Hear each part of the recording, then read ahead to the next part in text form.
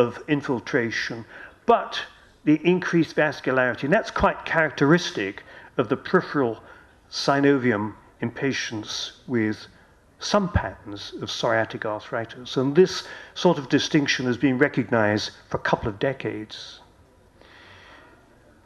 And if you look at the staining, you can see that comparing rheumatoid disease with rheumatoid arthritis, psoriasis on the left, rheumatoid on the right, you can see that there are differences not only in the lymphocyte populations, the T cell population, but also in the presence of macrophages, which are much more likely to be found. These reflect the numbers in the respective tissue samples. Psoriasis on the left, rheumatoid arthritis on the right.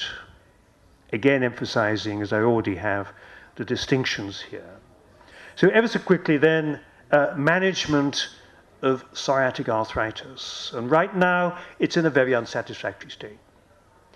Now, these are the drugs that we all use, and you may use other disease-modifying drugs. We know that these are more likely to be successful with peripheral arthritis and not very likely if you do have spinal involvement. But a meta-analysis done by my colleagues at King's, published, well, 2 publications, the last one just 2 years ago, could find no really convincing evidence that any of these worked. Or if they do work, not wholly convincing. So the evidence base for the drugs that we commonly use for managing psoriatic arthritis is pretty slim. Well, they probably do work.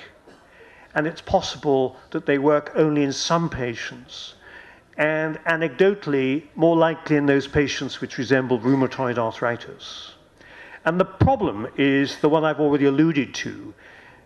If you're looking at psoriatic arthritis, there's such a heterogeneity of clinical presentations, clinical trials, either have got to be very, very selective in the pattern of arthritis they include in the trials, or be more expansive, as I think future clinical trials will be, and include everyone so long as they satisfy those broadened criteria.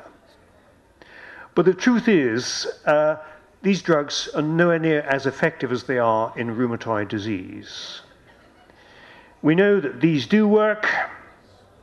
I'm coming up to the end, don't worry. Measuring outcome in this disease is equally problematic because of the different patterns of disease. And in the studies so far reported, what's happened is that people have used standard rheumatoid arthritis measures of response to treatment. So there's a difficulty there. The OMERAC group have made this proposal. They have actually devised a measurement that you might be able to apply in psoriatic arthritis, and it's really very complicated.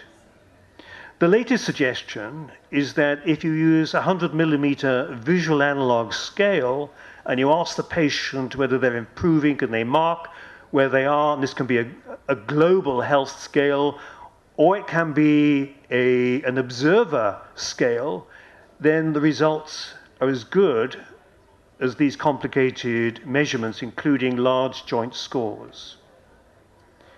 But as I say, it's a work in progress.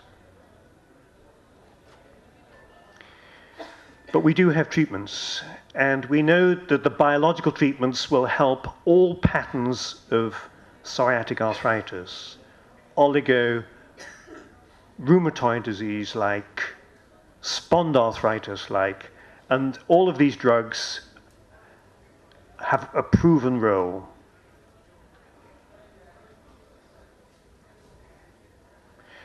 There are some new drugs which have a value in treating psoriasis, and some have been tried. Abatacept has a role in treating the arthritis as well as psoriasis.